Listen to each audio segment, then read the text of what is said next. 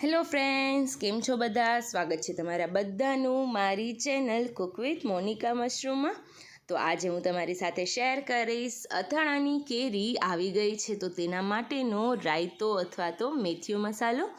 આ મેથીયો મસાલો નોર્મલી બધા માર્કેટમાંથી તૈયાર લાવતા હોય છે, પણ આપણે ઘરે માર્કેટ કરતાં સસ્તો અને ચોખ્ખો બનાવીશું. એ પણ આપણે જે કુરિયા વધતા ઓછા પ્રમાણમાં ખવાતા હોય તે રીતે. તો ચલો આપણે વધારે સમય ન બગાડતા રેસીપી શરૂ કરીએ. સારી લાગે તો ફ્રેન્ડ્સ, ફેમિલીઝ અને રિલેટિવ્સ જોડે શેર કરી ચેનલને સબસ્ક્રાઈબ કરવાનું તો બિલકુલ નહીં ભૂલતા.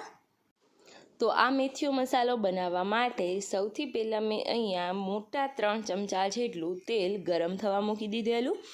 આ તેલને એકવાર આપણે ધુવાડા બંધ ગરમ કરી અને પછી સાઈડમાં રાખી દઈશું, જેથી કરીને તે ઠરી જાય ત્યાર સુધીમાં આપણો મેથીયો મસાલો પણ તૈયાર થઈ જાય. અહીંયા આપણે નોર્મલી શીંગતેલનો જ ઉપયોગ કરીશું, જેથી કરીને અથાણું આખા વર્ષ સુધી એવું ને એવું જ રહે. તો હવે આપણે અથાણાના મસાલામાં વપરાતા મીઠુંનો ઉપયોગ કઈ રીતના કરવો તે જોઈ લઈએ. અહીંયા મેં 2 મોટા ચમચા જેટલું મીઠું લીધેલું છે, પણ આપણે તેને ડાયરેક્ટલી નથી ઉમેરવાના. મીઠામાં રહેલું જે મોઇશ્ચર હોય તેને કાઢીને જ ઉમેરીશું. એના માટે એક પેનને ગરમ થવા મૂકી દીધેલું, તો તેમાં આપણે 2 ચમચા મીઠું ઉમેરી સારી રીતના હલાવી લઈશું. થોડી વાર થાય એટલે સમજી જવાનું કે આપણું મીઠું મોઇશ્ચર વગરનું થઈ ગયું છે.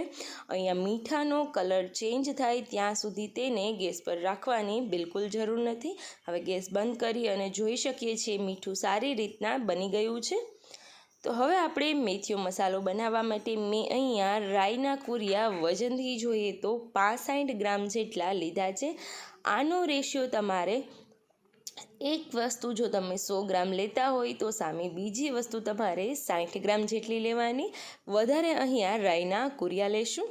મેં અહીંયા રાઈના કુરિયા 65 ગ્રામ લીધેલા છે, જેને મિક્સરમાં આવી રીતના ઓપોઝિટ સાઈડ 10-10 સેકન્ડ એમ 3 વાર ક્રશ કરી લીધેલું. તો તેને એક મોટા બાઉલમાં લઈ લઈએ, જેમાં આરામથી આ બધી વસ્તુને તમે ભેળવી શકો. મેં અહીંયા કાથરોટનો ઉપયોગ કરેલ છે. હવે 65 ગ્રામ જ્યારે મેં રાઈના કુરિયા લીધેલા ત્યારે 40 ગ્રામ જેટલા મેથીના કુરિયા લીધેલા છે. હવે એને પણ હું આવી રીતના મિક્સર જારમાં ઉમેરી અને ઓપોઝિટ ડિરેક્શનમાં 10-10 સેકન્ડ 2 થી 3 વાર ક્રશ કરી લઈશ.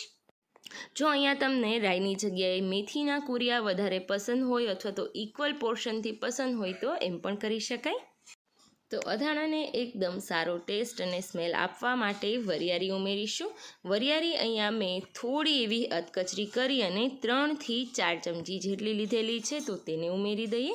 ત્યારબાદ આપણું શેકેલું મીઠું ઉમેરી દઈએ અને 1 ચમચી જેટલી હિંગ ઉમેરી દઈશું, જેનાથી આનો ટેસ્ટ અને સ્મેલ બંને ખૂબ જ સરસ આવે. હવે આપણું ગરમ કરી અને ઠારેલું તેલ ઉમેરી દઈશું. અહીંયા હેતુ ગરમ હોય તો પણ આનો ટેસ્ટ અને સ્મેલ બંને ખૂબ સરસ રીતના આવે. તે માટે તેને 15-20 મિનિટ જેવું ઢાંકણથી ઢાંકી દેવાનું છે, જેથી કરીને હિંગ અને તેલની સ્મેલ સારી રીતના મિક્સ થઈ જાય અને અથાણાની સ્મેલ 12 માસ એવી ને એવી જ રહે. હવે આપણે આ બધા મસાલાઓને સારી રીતના મિક્સ કરી લઈશું. અહીંયા જો તમને ચમચાથી ન ફાવે તો આવી રીતના હાથેથી ચોરી અને મિક્સ કરી લેવાનું, જેથી કરીને કોઈ પણ લમ્સ તેમાં બિલકુલ ન રહે. હવે 1 મોટા ચમચા જેટલું હું અહીંયા ચટણી પાવડર ઉમેરી દઈશ, જેથી કરીને આપણો રાયતો મસાલો પરફેક્ટલી બહાર હોય તેવો જ બની જાય. નોર્મલી ફ્રેન્ડ્સ, બહારના મસાલાઓ ખૂબ જ કોસ્ટલી મળતા હોય છે અને તેમાં મીઠાનું વજન પણ સાથે એડ થઈ જાય છે. તો આવી રીતના જો તમે ઘરે બનાવશો તો માર્કેટ કરતાં ઓછા ભાવમાં ખૂબ જ સારો એવો મસાલો બનીને તૈયાર થઈ જશે. તો લાગે છે ને એકદમ બજારમાં હોય તે અથાણાનો મસાલો. આ મસાલો જો તમારી આગળ રેડી હશે તો કોઈ પણ અથાણું બનાવવામાં બિલકુલ વાર નહીં લાગે અને ઘરમાં કાચી કેરી અવેલેબલ હશે તો 1 ચમચી ઉમેરવાથી ઇન્સ્ટન્ટ અથાણું પણ ફટાફટ બની જશે. તો હવે મારા નેક્સ્ટ વિડીયોમાં જરૂરથી જોડાયેલા રહેજો, જેમાં હું આ મેથીયા મસાલાનો ઉપયોગ કરીને મેથીયા ગુંદા કેરી કઈ રીતના બને છે તે તમારી સાથે શેર કરીશ. Thank you so much guys. Keep watching, keep sharing. Have a good day.